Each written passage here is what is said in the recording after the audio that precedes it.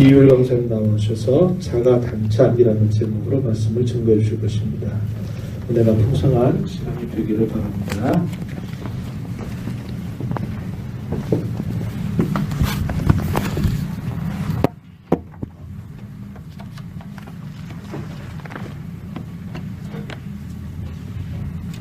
반갑습니다. 이 시간에도 하나님의 말씀 앞에 나오신 여러분에게 하나님의 위로와 또 격려가 있기를 바랍니다. 오늘 우리가 함께 살필 하나님의 말씀은 구약성경 출애굽기 32장입니다. 오늘 본문은 우리가 잘 알고 있는 내용들을 기록을 하고 있는데요. 대표적으로 우리가 금송아지 사건이라고 하는 것으로 알고 있는 그 내용이 오늘 이 본문 가운데 잘 드러나고 있습니다. 특별히 이러한 사건들을 통해서 금송아지를 만들고 하나님의 뜻과는 다른 예배를 하는 이스라엘의 모습이 드러나고 있고, 또 그들을 향한 하나님의 뜻이 무엇인지 오늘 우리가 읽은 이 본문 가운데 잘 나타나고 있습니다. 이스라엘은 금송아지를 만들었고 이 형상이 우리를 애굽에서 인도하여 낸 우리 신이라 하면서 마치 그 하나님을 높이는 것처럼 모양을 꾸미고 말을 합니다. 그러나 말로는 하나님을 위하는 것처럼 그렇게 하지만 행동은 하나님께서 가증하게 여기시는 우상 숭배, 그것들을 하고 있는 것입니다. 그래서 그들의 말은 하나님을 위하는 것처럼 보였어도 결국 그들의 행동은 하나님을 위하는 것이 아니라 자기들을 위하는 것이고, 하나님께서 가장 싫어하는 일을 하심으로써 자가당착, 곧 자기의 말과 자기의 행동이 모순되는 것을 나타내고 만 것입니다. 이 시간에는 본문을 중심으로 자가당착에 빠진 이러한 이스라엘의 모습을 통해서 우리를 한번 점검해보고, 또 그것을 통해서 하나님께서 우리에게 요구하시는 생활은 과연 어떤 것인지 함께 생각을 해보고자 합니다. 이스라엘이 이제 하나님의 은혜로 출애굽을 했습니다. 출애굽을 한 이후에 3개월이 지나서 시내산 앞 광야에 이르게 됩니다. 신의 광야라고 부르는 그곳이지요. 그곳에 이르러서 하나님께서는 이제 모세와 언약을 맺으십니다.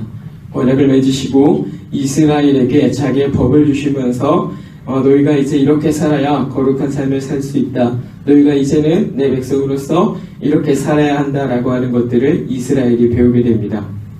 그런 이후에 하나님께서는 이스라엘과 이 모세를 따로 구별하여서 이 모세를 자기 앞으로 다시 불러들이십니다. 시내산 꼭대기에서 이 모세를 대면하시면서 하나님께서는 이 모세가 이스라엘 백성에게 그 율법과 규례들을 잘 가르칠 수 있도록 다시 그 말씀을 가르쳐 주시면서 그것들을 두 돌판에 새겨 모세의 손에 쥐어 주십니다. 그 시간이 대략 한 40주야 정도가 걸린 것으로 성경은 말씀하고 있습니다. 그런데 모세가 그렇게 무리와 떨어져서 하나님과 대면하고 있는 그 40주야 그 동안에 남아있던 이스라엘의 모습이 어땠는가를 보아하니 참으로 참혹한 것입니다. 우상 숭배에 빠졌다, 이렇게 말씀하고 있는 것입니다. 참 모순된 일입니다. 모세가 시내산 위에서 십계명의 말씀을 돌판으로 받아오는 그 동안 이스라엘 백성이 한 일은 자기들을 정결하게 하고 그 말씀을 기다리는 것이 아니라 우상 숭배에 빠져서 하나님을 모르는 사람처럼 그렇게 살아가더라라고 하는 겁니다. 이전에 이들이 출애굽한 이후에 시내산 앞 광야에서 모여있을 때 하나님께서 그들에게 임재하시면서 그들에게 거룩할 것을 요구하시고 그들을 성결하게 하셨습니다. 이스라엘 백성이 그 일들을 기억하고 살았더라면 그들이 모세가 하나님을 대면하는 동안 그 하나님의 임재를 경험하고 있는 그 상황에서 하나님 앞에서 자기 자신들을 성결하게 하면서 기다리는 것이 맞았던 일입니다. 그런데 그렇게 하지 않고 오히려 하나님께서 가장 가증스럽게 여기는 일들을 행하고 있다라고 하는 것입니다. 짧지 않은, 그러나 결코 길지 않은 그 40주야라고 하는 시간 동안 그토록 자신들의 거룩함이라고 하는 것을 훼손할 수 있다는 것은 우리가 주목해서 볼 필요가 있습니다. 이러한 말씀은 오늘날에도 우리가 믿음을 가지고 살아가지만 여전히 우리가 하나님의 말씀을 생각하지 않고 살아간다면 우리 역시도 이렇게 빨리 거룩함을 잃어버리고 훼손된 채로 살아갈 수 있다라고 하는 점을 가르쳐주기 때문입니다. 그들이 하나님께서 요구하신 삶, 그들이 하나님께서 가르쳐주신 그 법도를 기억했더라면, 그것을 잊지 않고 있었더라면 그들이 이러한 범죄의 일을 하지 않았을 것이다 라고 하는 겁니다. 이렇게 거룩함에 훼손이 되면 참 비참한 결과를 가져오게 되는데, 가장 먼저 오늘 이 본문 가운데서 보니까 하나님을 예배하는 것에 있어서 문제가 발생하고 있음을 우리가 확인할 수 있습니다. 구체적으로 오늘 우리가 읽진 않았습니다만 읽은 본문의 바로 앞절인 6절을 보게 되시면 이스라엘이 그 우상 앞에서 번제와 화목제를 드리고 먹고 마시며 뛰어놀았다 이렇게 말씀합니다. 인생이 하나님의 말씀을 떠나 예배할 때 발생하는 문제를 잘 지적해 주고 있습니다. 하나님께서는 이전에 이스라엘 백성에게 제사법과 관련해서는 5가지를 대표적으로 알려주셨습니다. 오늘 본문 가운데 기록되고 있지만 전체적으로는 번제, 소제, 화목제, 속죄제와 속건제라고 하는 이 5가지를 주셨죠. 그 가운데 번제와 소제와 화목제라고 하는 것은 그들이 하나님을 찾고 그 하나님에 대한 감사의 표시로서 자원하는 마음을 가지고 늘 하나님 앞에 드렸던, 어떤 제약이 있는 게 아닙니다. 자원하는 마음으로 그 하나님을 찾으면서 그 하나님께 감사를 표했던 그런 제사가 오늘 이 번제와 화목제라고 하는 겁니다. 그런데 그걸 지금 어떻게 하고 있는 겁니까? 하나님을 위한 제사를 하고 있는 것이 아니라 우상을 위한 제사를 하고 있는 겁니다. 하나님께서는 번제와 화목제, 그것들을 어떻게 해야 되는지를 가르쳐 주셨는데, 오늘 그들이 그 번제와 화목제를 어떻게 하고 있는지 보니까 먹고 마시면서 뛰어놀았다라고 하고 있습니다. 먹고 마시면서 뛰어노는 제사는 이 당시에 우상들에게 드려졌던 제사의 형식입니다. 잡아서 죽이고 그 앞에서 벌거벗고 뛰어놀면서 이런 모양과 저런 모양으로 우상들을 자극합니다. 그게 당시에 아주 팽배하게 드러나고 있던 우상 숭배의 한 제사법인 것입니다. 하나님의 법을 가지고 있으면서 그것들을 그대로 하는 것도 아니고 우상에게 바쳤을 뿐만 아니라 그것들을 자기 마음대로 하나님이 주신 규정들이 있음에도 불구하고 그렇게 하지 않고 자기들 멋대로 그렇게 하고 있더라 이겁니다.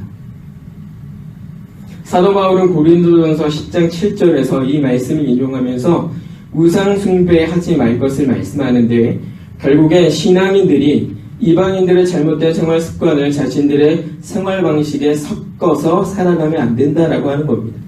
신앙을 가지고 살아가면서 이방인들, 그 신앙 없이 믿음 없이 살아가는 사람들처럼 똑같이 생활해서는 안 된다라고 하는 겁니다. 심지어 그것들이 그 신앙을 가지고 있는 사람들 가운데 섞여 들어왔음에도 불구하고 그것이 잘못된 줄도 모르고 살아간다고 하는 것은 도저히 용납할 수가 없는 일이라고 하는 것이죠. 여기 이스라엘이 지금 그 일들을 하고 있는 겁니다. 우상 숭배, 이방인들의 것들을 그대로 가지고 와서 하나님의 것을 더럽게 만들어 버렸습니다.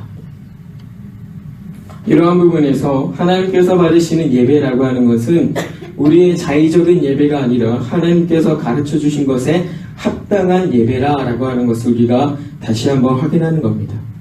자의적인 예배라고 하는 것은 그냥 우리가 생각할 때 이러이러해야 된다, 이렇게 해야 된다, 저렇게 해야 된다, 이런 예배를 말하는 겁니다. 그냥 우리 생각이 기준이 되어서 대단히 무질서하고 그리고 대단히 제멋대로인 예배를 우리가 자의적인 예배라고 합니다. 그런 예배를 하나님이 기뻐하시는 게 아니라 하나님께서 우리에게 가르쳐 주신 대로 예배하는 것을 하나님께서는 기뻐하신다라고 하는 것이죠. 하나님은 그러한 예배를 기쁘게 받으신다. 그런데 오늘 이스라엘이 그것들을 놓치고 살아가는 겁니다. 그래서 우리는 지금 하나님 앞에 드려지는 이 예배가 과연 하나님 앞에서 하나님께서 주신 그 합당한 예배에 바르게 이제 맞고 있는가라고 하는 점을 늘 생각해야 됩니다. 우리가 예배라고 하면 일주일에 벌써 몇 번의 예배가 있습니다. 그러다 보니까 이 사람들이 예배 귀한 줄을 모릅니다. 예배 귀한 줄도 모르고 그냥 하던 예배 그대로의 예배인 겁니다. 앉았다가 일어나고 집에 가서 또 다시 다음날 또 나오고, 이런 예배들을 우리가 습관적으로 한 주의 생활을 하면서 반복을 하게 되는데 우리가 매 예배 때마다 고민을 해야 된다 이겁니다. 지금 내가 하나님 앞에 서 있는 이것이 과연 하나님께서 요구하시는, 하나님께서 합당하다라고 말씀하시는 그 예배와 일치하는가, 아니면 내 멋대로의 예배를 하고 있는가, 이거를 고민을 해야 된다라고 하는 겁니다. 이거는 성도들만 할 게 아니고 목회자들도 해야 되는 일입니다. 내가 전하는 이 말씀이, 내가 기도하는 일들이, 내가 교회를 위해서 봉사하는 일들이 하나님께서 요구하시는 그것들에 내게 맡겨주신 그 직분들이 합당한 것인가 라고 하는 것들을 끊임없이 고민해야 되는 것처럼, 이 목회자들 예배생활 끊임없이 고민해야 되는 것처럼 성도들이 끊임없이 고민해야 된다라고 하는 겁니다. 그런데 우리가 그런 생각들은 잘 하지 못하고 있는 겁니다. 오늘 이 출애굽기에 나오는 이스라엘이 그러한 오류에 빠져 있는 겁니다. 자기들이 금송아지를 만들어서 먹고 뛰면서 우상 숭배하는 그 모습을 보면서도 우리는 하나님을 예배하고 있다라고 착각하고 있는 이 모습을 보십시오. 얼마나 자기들의 예배 모습을 점검하지 않고 확인하지 않으면 이렇게 할 수 있다 이겁니까? 이러한 말씀은 인생이 하나님으로부터 받은 그 거룩을 훼손하게 되었을 때 스스로가 하나님의 법을 얼마나 악용할 수 있는지, 그리고 인생이 그 하나님의 말씀을 떠나서 얼마나 합당하지 못한 예배를 할 수 있는지를 잘 드러내주고 있습니다. 우리가 예배하고 싶어서 예배하는 게 아닙니다. 하나님이 우리에게 예배를 요구하셨고 그 예배에 합당한 것들을 우리에게 주셨고 우리는 그걸 가지고 하나님 앞에 예배하는 겁니다. 내 멋대로의 예배가 아니라 이겁니다. 그런데 그걸 잊어버리고 그것들을 놓치고 살아가면 우리는 하나님의 것을 지킨다고 하지만, 말로는 지킨다고 하지만 우리의 행동으로 가장 더러운 것으로 오염시켜버린다라고 하는 것입니다. 우리가 굉장히 조심해야 되는 내용들인 것입니다. 그런데 이 백성들 보십시오. 어떤 생활하는 사람들입니까? 불과 40주야 전만 하더라도, 불과 얼마 전까지만 하더라도 이 백성은 하나님께 풍성한 예물을 바쳤던 사람들입니다. 하나님을 예배했던 사람들입니다. 하나님께서 주신 규례를 행하면서 하나님에 대한 이 마음을 표현했던 사람들입니다. 성막의 영광을 바라봤던 사람들이고, 출애굽한 이후로 하나님께서는 이 백성들에게 눈을 떼지 않으시고 낮과 밤으로 그들을 지키셔서 누구 한 사람 상한 사람 없이 광야를 지나 시내산 앞에 이르게 된 것입니다. 그러한 것들을, 하나님께서 그렇게 일하신 것들을 이 백성들이 눈으로 바라보고 마음으로 바라보고 실제로 이 몸으로 경험하면서 이 자리에 이르는 것입니다. 그런데 어떻게 된 겁니까? 그거 다 없는 일 되는 겁니다. 없는 일 되는 겁니다. 언제 그랬냐? 우상숭배에 빠진 겁니다.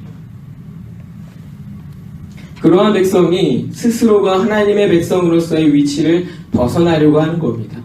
스스로가 그 하나님의 백성으로서의 자리를 이탈하려고 하는 것입니다. 스스로가 하나님의 백성이기를 포기하려고 하고 있습니다. 안타까운 일입니다. 하나님께서는 이러한 백성을 두고서 모세, 너의 백성이라 이렇게 말씀합니다. 내 백성이라가 아니라 너의 백성이라 이렇게 말씀하고 있습니다. 하나님께서는 이 백성을 자기 백성으로 인정하시려고 하는데, 그런데 이 백성들이 그 하나님을 인정하지 않고 난 하나님을 섬기지 않겠습니다라고 하는 것처럼 나를 떠나버렸다, 그러니 너의 백성이다, 이렇게 지적하고 있는 것입니다.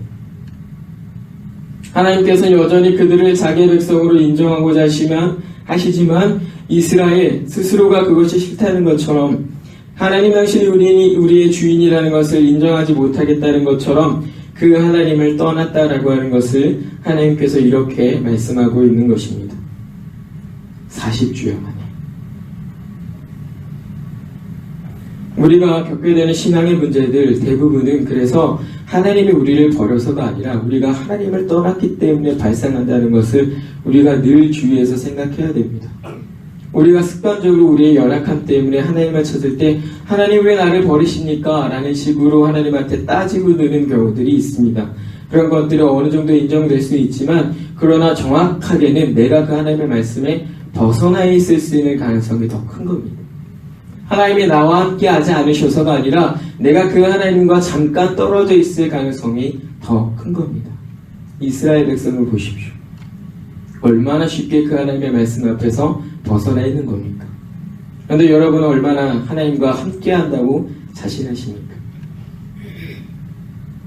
이러한 문제가 발생한 이유는 근본적으로 인생의 그 마음이 부패했기 때문입니다. 오늘 본문 보시면 하나님께서 그들이 부패했다라고 말씀합니다. 원래 그들의 상태로 돌아갔다라고 하는 의미입니다. 하나님께서는 깨끗한 백성을 택해서 불러내신 게 아니라 부패한 인생 가운데 그들을 가운데 아무런 값도 없이 자기 백성 삼으셔서 거룩한 자들로 불러내신 겁니다. 거룩이라고 하는 단어 히브리어를 살펴보면 카데시라고 하는 단어가 쓰는데 그 단어의 어근을 살펴보면 구별되다라는 의미를 갖습니다. 그러니까 거룩이라고 하는 말은 하나님께서 구별하신 사람이라는 의미를 갖는 겁니다. 구별된 사람들입니다. 부패한 가운데 하나님께서 구별하여서 불러낸 사람들입니다. 그들이 부패했다라고 하나님이 말씀하십니다. 다시 자기의 본래 자리로 돌아가고 마는 것입니다. 이 인생의 마음은 그토록 부패해 있다라고 하는 겁니다. 신명기 5장 29절 보시면 하나님께서 이스라엘에게 십계명을 주시고 이렇게 말씀하시는데 다만 그들이 항상 이 같은 마음을 품어 나를 경외하며 내 모든 명령을 지켜서 그들과 그 자손이 영원히 복받기를 원하노라 이렇게 말씀하시면서 요구하신 게 뭡니까? 항상 이 같은 마음을 품어서 경외하는 마음과 그 명령을 지키고자 하는 그 마음을 품어서 그렇게 살아서 이 백성들이 내가 주는 복을 받기를 원한다라고 하나님이 말씀하시면서 그 십계명을 주신 겁니다. 그런데 이스라엘이 그걸 박차고 지금 떠나 있는 상태인 겁니다. 백성이 그렇게 살지 아니하고 자기 스스로가 부패한 본성을 따라서 이렇게 행하였다라고 하는 점을 이 신명기의 말씀이 분명히 드러내주고 있는 겁니다. 하나님의 은혜가 부족해서도 아니고 하나님께서 이 백성을 나몰라라 해서도 아니고 그저 이 백성이 하나님을 몰라라 내 마음대로 부패한 마음대로 따라서 그렇게 행하였다라고 하는 겁니다. 사사기는 이러한 상태를 어떻게 평가하냐면 자기 소견에 옳은 대로 행하였다라고 평가합니다. 하나님이 옳고 그렇고 하시는 걸 고민하지 않아요. 하나님이 옳다고 하시는지 그르다고 하는지 고민하지 않아요. 내가 옳으면 옳은 거고 틀리면 틀린 걸로 가는 겁니다. 부패한 마음을 따라 살아가요. 그렇게 부패한 마음에 사로잡혀서 살아가다 보면 이렇게 하나님의 법을 망가뜨리고 하나님의 질서를 무시하고 자기 멋대로 살아갈 수밖에 없다라고 하는 겁니다. 하나님께서 기껏 구별하여 인생을 거둬주셨지만 다시 그 구별되지 못한 본래의 모습으로 돌아가게 만든다라고 하는 겁니다. 이와 같은 사실에서 우리는 언제든지 이러한 부패함 때문에 우리 스스로가 하나님을 떠나 생활하려고 하는 그러한 오류에 빠질 수 있구나라고 하는 것을 주의해야 됩니다. 아주 조심해야 됩니다. 우리가 이 사실들을 정말 조심하려면 이 부패함의 심각성을 우리가 깨달아야 됩니다. 여러분, 산불 조심하려면 그 불이 얼마나 무서운지 경험해 보시면 되죠. 칼을 쓰실 때 칼을 조심해야 된다는 거 알려면 한번 썰려보면 알지 않습니까? 아, 이거 조심해야 되겠구나. 이게 얼마나 위험한 건지 깨닫지 않습니까? 이 부패함의 심각성을 깨달아야 우리가 이런 부분들을 조심할 수가 있는데 이 부패함의 심각성이라고 하는 것은 너무나 심각해서 하나님의 법을 따르는 사람이라고 할지라도 심각한 배경행위에 빠뜨릴 수 있을 만큼 대단히 위험하고 우리가 그렇기 때문에 더 조심해야 된다라고 하는 겁니다. 이스라엘 백성 40주야 만에 넘어갔습니다. 하나님의 법을 가장 가까이에서 하나님의 음성을 들으며 사는 사람들입니다. 구약의 성도들 넘어갔어요. 40주야 만에. 얼마나 심각한 부패함의 무서움입니까? 여기에 사로잡히면 안 된다라고 하는 거죠. 그래서 우리가 조금의 여지만 주어도 이 본성의 부패함이라고 하는 것이 이 마음의 부패함이라고 하는 것이 우리를 집어삼켜서 하나님을 위한 삶에서 속히 떠나 자기 자신을 위한 삶을 살도록 만든다는 그러한 상태로 간다는 것을 우리가 좀 알고 이러한 부분에 대해서 늘 조심할 필요가 있는 겁니다. 늘 생각을 해야 됩니다. 아, 내가 과연 이렇게 하는 것이, 이렇게 말하고 행동하는 것이 하나님께 합당한 것이었는가 라고 하는 것을 늘 고민해야 됩니다. 내 마음대로 한 것은 아니었는가, 내가 원하는 어떤 나를 위한 그런 모습은 아니었는가, 이것들을 끊임없이 고민하면서 조심해야 된다라고 하는 것이죠. 믿음으로 견고해 서서 본성의 부패함과 투쟁하지 않으면 우리가 얼마든지 스스로를 위한 삶을 살게 된다라고 하는 것을 오늘 이 본문이 너무나 쉽게 지적해주고 있는 겁니다. 호세아 때 우리가 수요일에 호세아를 읽어가고 있으니까 여러분 호세아 때만 좀 생각을 해보십시오. 호세아 때만 생각해도 종교를 수단으로 만들어서 살아갔던 당시의 모습 있지 않습니까? 이 본성의 부패함을 따라 살아가다 보면은요, 거기에는 주를 위한 삶은 없고 내 필요를 위해서 주의 이름을 부르는 삶이 있을 뿐입니다. 말이 좀 어려우신가요? 주님을 위한 삶은 없고요, 나를 위한 삶이 있는 거예요. 나를 위해서 주님의 이름을 좀 빌려다 쓰는 겁니다. 내가 좀 더 갖기 위해서, 내가 좀 더 쉬기 위해서, 내가 좀 더 잘되기 위해서, 내가 좀 더 안전하기 위해서 주님의 이름을 잠깐 빌려오는 거예요. 주를 위한 삶은 없어요.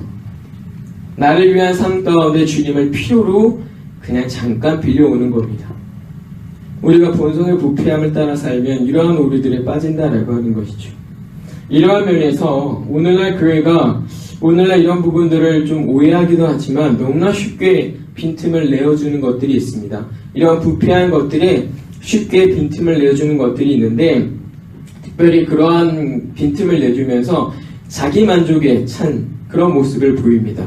어떤 거냐면 하나님의 말씀을 따라 살았다, 예배했다, 끝났다, 난 만족한다, 내가 주일 예배 나왔고 헌금 생활했고 뭐 안 한 거 없는데, 나 말씀도 받고 됐는데, 이렇게 자기 만족하면서 사는 경우들이 있다 이겁니다. 자기주의에 대한 회개 없이, 하나님 앞에 대해서 자기가 말씀대로 온전히 살지 못한 것에 대한 회개 없이 그냥 나는 했다, 끝났다, 만족, 이런 삶만 이제 가는 겁니다. 가만히 보십시오. 기도할 때도 자기의 회개가 없는 사람들은 자기의 필요를 채우기 위한 것밖에 나오지 않습니다. 감사도 없습니다. 안 주면 왜 안 주냐, 주시면 조금 더 줘라, 이런 식의 기도를 반복할 뿐입니다. 예를 들어서 이러한 빈틈을 이제 주게 되었을 때는 심각하게 하면 이 예배에 대해서 문제가 발생이 되는데, 이런 생각들이 우리 사이에 조금 만연한 것 같습니다. 어떤 거냐면 예배할 때도 차라리 잠을 자더라도 예배당에서 자는 게 낫고, 예배 때 졸리더라도 예배 시간을 지키는 것이 낫다라고 생각하면서 우리가 그렇게 이제 신앙생활하는 경우들이 좀 있습니다. 그게 마치 맞는 것처럼 이제 얘기를 하는데, 우리 교회 얘기를 하는 게 아니고 제가 그런 얘기를 좀 들었습니다.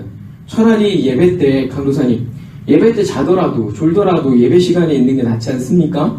이렇게 물어보는 경우를 제가 이제 많이 접하게 되는데요. 과연 그것이 합당한 것인가에 대해서는 저는 그렇지 않다고 생각합니다. 왜냐하면 우리는 성경을 알고 있는 사람들이기 때문에 그렇습니다.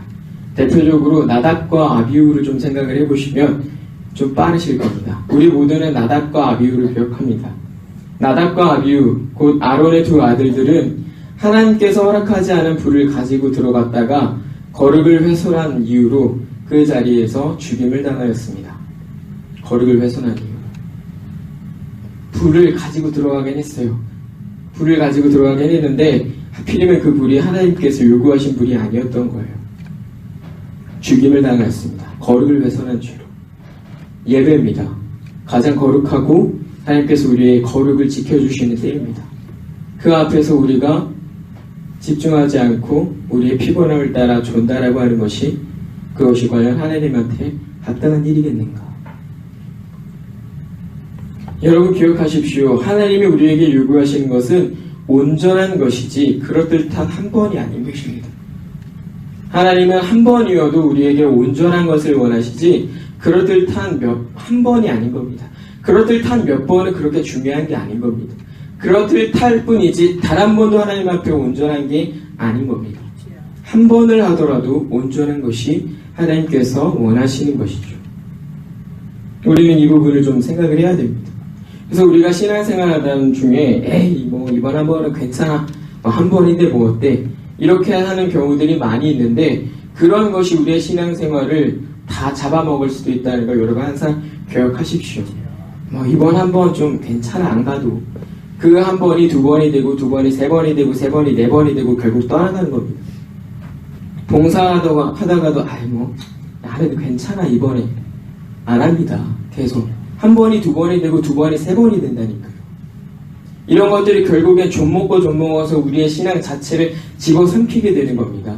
이스라엘이 지금 딱 그러한 거예요. 야, 우리 예배하자. 그래? 그러자. 그럼 어떻게 할까? 제사법 있잖아. 제사법. 번제와 화목제를 드리자. 근데 어떻게 해야 돼? 뭐가 좀 있으면 좋겠는데 모세도 없잖아. 그래? 그럼 우리가 뭐라도 좀 만들자. 여러분, 좀 먹어서 그렇게 잡아먹히는 겁니다. 신앙생활 중에 틈을 보이는 것은요, 어찌 보면 우리들 사이에서는 용납이 되고 그럴 수 있다 하면서 용납이 되고 또 이해가 되는 일이 될지 모릅니다. 그러나 하나님의 편에서 그것은 용납할 수 없는 일이 될 수 있는 겁니다. 오늘 이스라엘 금송아지 만드는 거, 그 사람들끼리는 용납이 되고 이해가 되는 거예요. 금송아지를 만들 때 반대한 사람이 없었습니다. 다 같이 금붙이를 빼서 냈다니까요. 그리고 아론이 불에 던졌더니 금송아지가 나왔다 이렇게 말씀합니다. 반대하는 사람이 없어요. 그들끼리는 이해가 되고 용납이 되지만 그 일을 바라보신 하나님은요, 그 일에 반드시 징계가 필요하다라고 보실 만큼 그 일이 가증스러운 일로 판단하시는 겁니다. 우리는 이러한 하나님의 시선과 우리 시선의 차이를 좀 생각을 해서 하나님의 시선 쪽으로 좀 바라볼 필요가 있는 겁니다. 어쩌다 한번 괜찮아. 그건 우리끼리 말일 수도 있고 우리끼리는 그걸 가지고 크게 문제 삼지 않을 수 있지만 하나님 편에서는 그게 아닐 수도 있다라고 하는 걸 생각을 하면서 우리가 신앙생활 작은 부분도 놓치지 않으려고 하는 그런 태도가 우리에겐 좀 있어야 된다라고 하는 겁니다.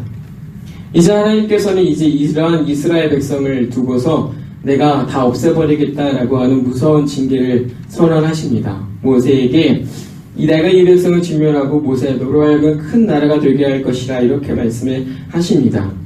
마치 하나님께서 이 이스라엘을 다 지워버리고 다른 민족을 세우실 것처럼 말씀하시는데, 그러나 이러한 표현은 하나님께서 이 민족을 다 제거해버리시겠다라고 하는 어떤 그런 의도로 말씀하시는 것이 아니라 그만큼 이스라엘 백성의 행위가 하나님께 대한 심각한 범죄 행위였다라고 하는 것을 가르쳐주는 겁니다. 가르쳐주는 거예요. 이 백성들이 얼마나 하나님 앞에 잘못을 하고 있는지 하나님께서는 내가 이 백성을 없애버려야겠다라고 하는 그 표현으로 우리에게 가르쳐주는 분이시라 이겁니다. 예를 들어서 여러분, 그 어머니들이 아침에 욕하면서 본다는 그 아침 드라마들이 있습니다. 욕하면서도 본대요. 그 아침 드라마. 내용이 하도 이상한가 봐요. 근데 그 내용을 보면 그 부모님들이 뒷목을 잡을 때가 있는데 어떤 경우냐면 이제 아들이 뭐 미천하게 보이는, 우리가 볼 때는 그렇게 착하고 예쁜 색식감이 없는데 그 극중의 부모님들은 그 사람을 그렇게 싫어해요. 데리고 오면 너 나가 살아. 나 너 같은 아들 둔 적 없다라고 하면서 네가 우리를 얼마나 실망시키는지 아느냐, 네가 우리한테 얼마나 큰 잘못을 하는지 아느냐라고 이렇게 표현을 하는 게 있습니다. 마치 하나님께서 내가 이 백성을 다 진멸해야겠다라고 하는 이 말씀이 그와 같은 겁니다. 내가 정말 이 백성들을 용납할 수 없을 만큼 나한테 큰 잘못을 했다라고 하는 걸 이러한 표현으로 우리에게 가르쳐주고 싶은 겁니다. 이에 모세가 어떻게 합니까? 다급해서 하나님께서 그 뜻을 돌이켜 주시기를 간구합니다. 간구해요. 하나님께서 이 백성을 아직 포기하지 않으셨다라고 하는 점이 어디서 드러나냐면요, 앞서서 보겠지만 이 떠난 사람이 누구예요? 내가 이 백성을 버렸다 하지 않으시고 이 백성이 속히 내 계명을 떠났다라고 말씀하세요. 하나님 여전히 그들을 이 무리 가운데 두고 싶은 건데 떠나 있는 겁니다. 그 부패함의 심각성을 이렇게 가르쳐 주시니까 모세가 다급해서 하나님 용서해 주십시오라고 그렇게 하나님 앞에 청을 합니다. 그러니까 하나님께서는 언제 그러냐는 듯이 그들을 향한 진노를 거두시기로 뜻하셨다 이렇게 말씀하고 있습니다. 이 부분에서도 우리가 좀 오해하면 안 되는 건 우리의 기도가 하나님을 움직인다, 하나님의 마음을 바꿀 수 있다라고 하는 착각에 빠지면 안 된다라고 하는 겁니다. 대표적으로는 이 모세의 기도도 마찬가지지만 히스기야의 기도도 대표적으로 우리가 하나님의 마음을 움직일 수 있는 것처럼, 하나님의 몸을 이렇게 움직일 수 있는 것처럼 이렇게 오해하는 경우가 있는데 적절한 것은 아닙니다. 왜냐하면 오늘 이 모세가 기도할 때 그 내용을 같이 보면 됩니다. 내용을 보시면 하나님께 모세가 어떻게 기도하고 있냐면 아브라함과 이삭과 이스라엘을 기억하소서라고 이렇게 간구하고 있는 걸 여러분 보실 겁니다. 그러니까 이게 무슨 말이냐면 하나님께서 이스라엘에게 징계를 하지 않고 그 징계를 거두신 이유는 아직 하나님께서는 이전에 아브라함과 이삭과 야곱, 곧 이스라엘과 맺으셨던 이 언약을 여전히 유효한 것으로 여기시기 때문에 그 징계를 거둬주신 거라 이겁니다. 모세가 기도해서 그 마음 바꿔주신 게 아니라 하나님께서는 이 언약, 그 이전에 이 백성들과 맺었던 언약을 철회하신 적이 없습니다. 그렇기 때문에 이 언약을 지키시는 그 하나님께서, 신실하신 그분께서 이 모세의 회개를 이끌어내시고 그것으로 이 민족을 긍휼히 여기셔서 용서하셨다라고 하는 겁니다. 모세가 기도해서 마음을 움직인 게 아니라요, 하나님께서 모세를 움직이신 겁니다. 하나님께서 모세를 움직이셔서 그 대표성을 가지고 이스라엘의 죄를 회개하도록 하나님이 이끌어내신 거예요. 어떻게 이끌어내셨습니까? 나의 백성 버릴 거야 라고 하는 무서운 징계를 하시면서 모세가 그 말을 듣자마자 하나님 앞에 회개했어요. 이스라엘을 위해서. 여러분 기억하십시오. 신앙생활은요, 우리가 하나님을 움직이는 게 아니라 하나님이 우리를 움직여 주시는 겁니다. 하나님께서 우리를 움직여 주셔서 주를 위하여 많은 일들도 하게 하시고, 하나님께서 우리를 움직여 주셔서 하나님 앞에 죄된 것들을 토하게 하시고 거기에 대해서 회개를 이끌어내신다 이겁니다. 우리의 모든 선행은 그래서 주님이 이끌어내시는 결과들이에요. 그걸 우리가 성령의 인도하심을 받아 살았다라고 표현하는 것이고, 그걸 가지고 우리가 하나님 앞에 영광을 돌리는 겁니다. 그래서 우리에겐 자랑할 것이 없다라고 말씀하는 거예요. 오해하시면 안 된다라고 하는 겁니다. 하나님께서 이와 같은 표현으로 우리에게 가르쳐주고 싶은 것은요, 첫 번째로 하나님께서 얼마나 자비로우신지 그것들을 가르쳐주는 것이고요. 두 번째로 그러한 하나님께서 자기 백성의 기도, 곧 성도들의 기도를 얼마나 귀하게 여기시는지, 특별히 그 죄를 회개하는 기도와 관련해서는 얼마나 긍휼히 여겨주시는지를 가르쳐주고 싶은 겁니다. 이러한 말씀으로 하나님께서는 우리가 보이는 불완전함 때문에 약속하신 것을 손바닥 뒤집듯이 그렇게 뒤집어 버릴 만큼 작은 분이 아니시고, 자기 죄로 인하여 기도하는 성도들의 이 기도에 귀를 닫으실 만큼 작은 분도 아니시고, 이스라엘의 큰 권능과 강한 손으로 출애굽을 하신 것처럼 이 백성의 죄를 큰 권능과 강한 손으로 용서하실 수 있는 분이다라고 하는 걸 가르쳐주고 싶은 거예요. 우리가 생각하는 그런 쪼잔한 하나님 아니시다 이겁니다. 하나님이 얼마나 자비로우시고 하나님이 얼마나 능력이 있으신지 이 백성으로 하여금 깨닫고 그 하나님을 바라보도록 이렇게 말씀하는 겁니다. 오죽하면, 우리를 얼마나 사랑하시면 우리가 기도하는 것 때문에 자기 마음을 돌렸다 이렇게 표현하시겠습니까? 사실은 그것이 아닌데도 말이죠.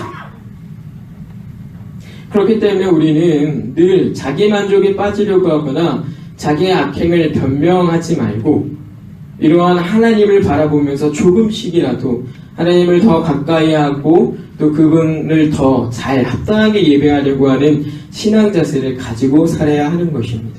하나님은 그것들을 요구하시는 거예요.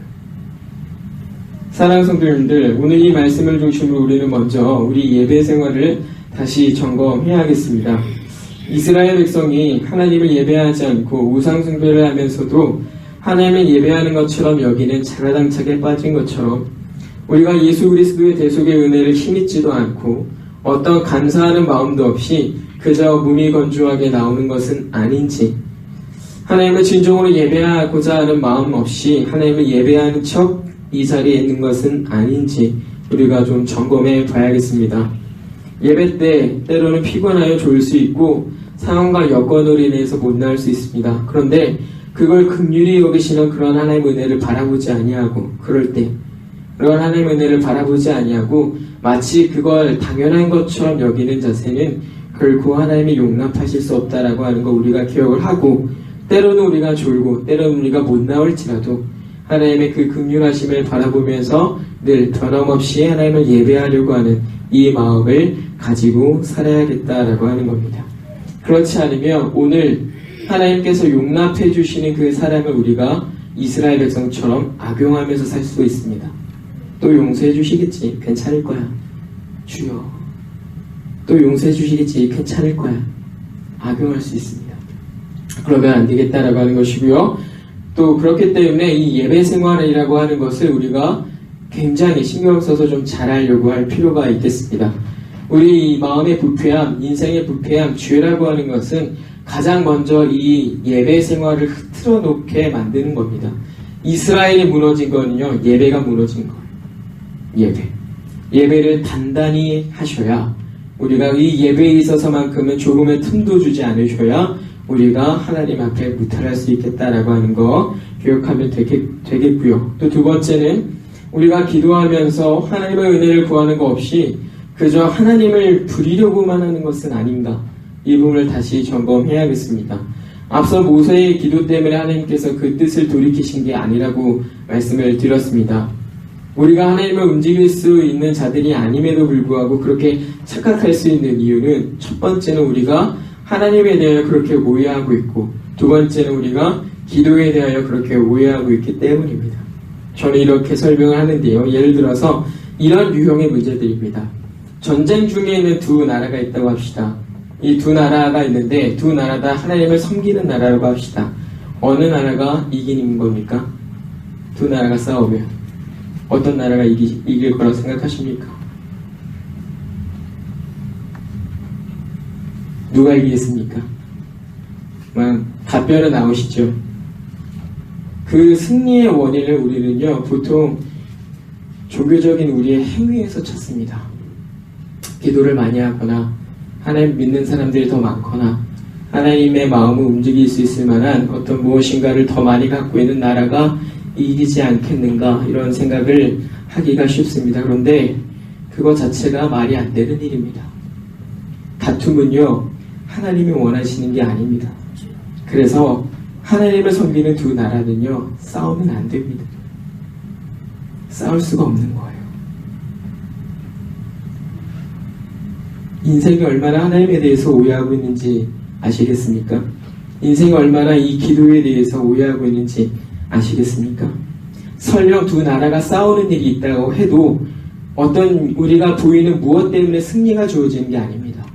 하나님께서 이기게 하시는 나라가 승리하는 겁니다. 예를 들어 보면 엘리의 아들 홈리와 비느하스가 이제 블레셋과의 전쟁을 해야 되는데 지니까 우리가 언약궤가 없어서 지나보다 하고 언약궤를 갖고 옵니다. 어떻게 됐습니까? 홈리와 비느하스는 그 자리에서 죽고 언약궤는 블레셋에게 탈취당합니다.